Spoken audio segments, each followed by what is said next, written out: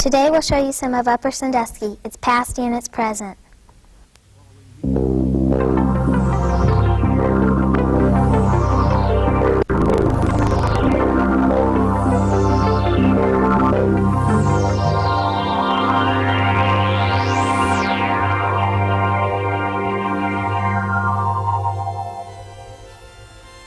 Welcome to News 6. Today's program is presented by Mrs. Rickenbacher's class of Salem Elementary. Wyandot County was named after Indians who once lived there. Although the Indians are gone, some of the places they used are still there so that we can remember them. A little stone church stands in a beautiful wooded setting. Inside are wooden pews and an old pop organ.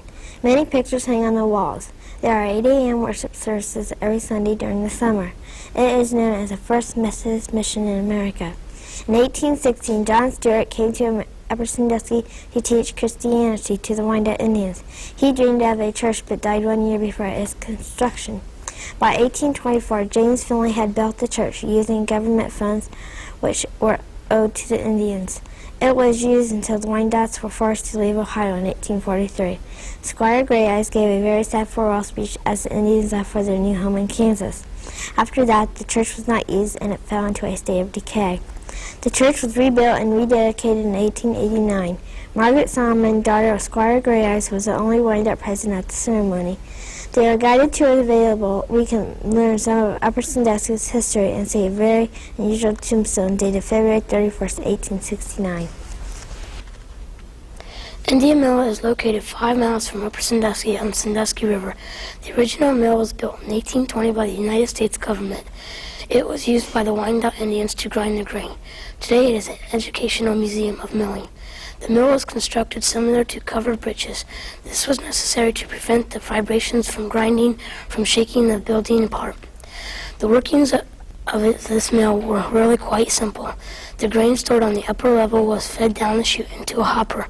The flow of water from a nearby dam turned the wheel. This wheel turned on the stone over a second stationary stone, and this ground grain into a flour and husk. The flour was then sifted through the fine silk cloth and stored in barrels. Indian Mill was operated by Ohio Historical Society. There was a park across from the mill pond for picnics and for showing milestones used by the Wyandots before the mill was built. Most of us have seen pictures of Mount Rushmore in history books. Some of us may have even visited the site in South Dakota, but few of us will ever have a close look at Mount Rushmore like Mr. Ralph Schuler, who helped make the faces. The sculpted heads of George Washington, Thomas Jefferson, Abe Lincoln, and Teddy Roosevelt appear on this national memorial. It has been named America's Shrine of Democracy. News 6 visited Mr. Schuler when Ben Oney talked with him about this unusual job. Mr. Schuler, how did you ever get interested in Mount Rushmore? I wanted a job and I had a family, 3 kids and a wife, and no work back in the early 30s. Oh, I couldn't have done that. And I got in up there. What kind of work did you do? I was a driller, rough driller. I drilled holes where they done the shooting, you know, shot it off with powder and dynamite. And I got 30 cents an hour when I first started, and then I got 50, and then I got 90. What type of wage would that 90 cents an hour be like Well, today? it'd be around $15 to $18 an hour. And you'd be lucky then if you got anybody to go down over it. How did they build it, and what kind of tools did they use? Well, they had a lot of them called them bozeman chair. We called them a harness. And each and every harness was numbered or named. And in the winch house there where the cable was fastened, you know, and you got in your harness and hollered red down or 2 down or whatever, and you went down to your destination to drill the holes so they could shoot it off. I have a piece of Rushmore granite here, and a tool we use to drill holes, which is that. And then we went from them to longer tools. How big are the faces? Oh, from hairline to chin is 60 feet. Their nose is 24 feet, and their eyes is 10 feet wide. Thank you, Mr. Schuler. This is Ben Oney reporting for News 6. Kimmel's Dairy Farm is owned and operated by Dennis and Henry Kimmel. They have 45 cows and 26 calves. The cows' ears are numbered so that records can be kept on the milk production. Cows must be milked 2 times per day. If they are not milked, a disease called mastitis will develop. This disease is a swelling of the udder. Each cow takes about 7 minutes to milk, but thanks to modern equipment, 4 cows can be milked at one time. After the cows are milked, the milk goes through a glass cylinder to a large storage tank, which holds 600 gallons of milk. While the milk is stored in this tank, paddles continually stir the milk so it doesn't sour. At this time, the milk is 3.8% butterfat. There is also an iron filter to keep iron and rust out of the milk. Altogether, the cows eat about 2.5 tons of feed every 10 days. From that feed, each one gives 400 pounds of milk. That's 45 gallons. Want to have some fun, nice and clean all around? Sick and tired of sitting home and doing nothing? Want to meet new kids and make good friends? Then you're just a person my 4-H group, the Mifflin Jolly Farmers, wants to have. The Mifflin Jolly Farmers offers square dancing as a project. The name of the square dancing group is the Swinging Stars. We have performed at the State Fair, the County Fair, and Art in the Park. Mr. Bernie Vent is our caller and group leader.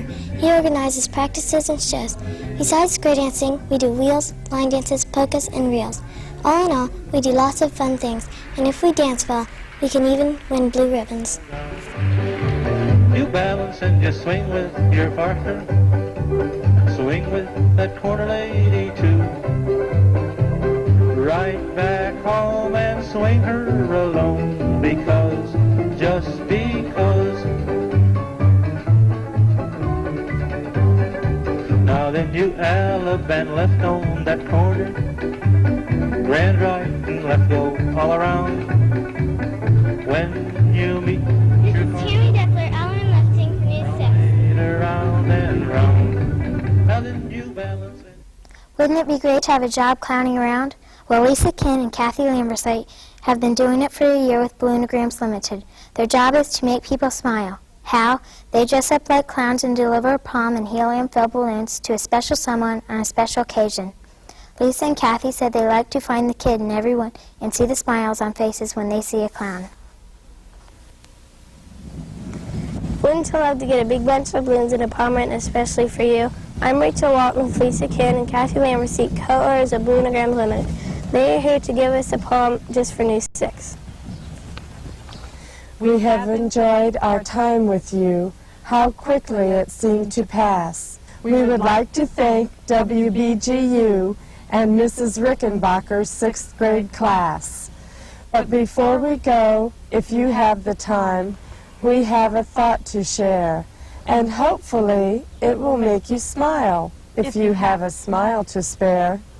You see, we believe that within us all there is a child to help us remember those days of reading, writing, and arithmetic, starting school in September. And if these memories spark a smile, or if you find yourself grinning, think how lucky the children here are today, because their memories are just beginning.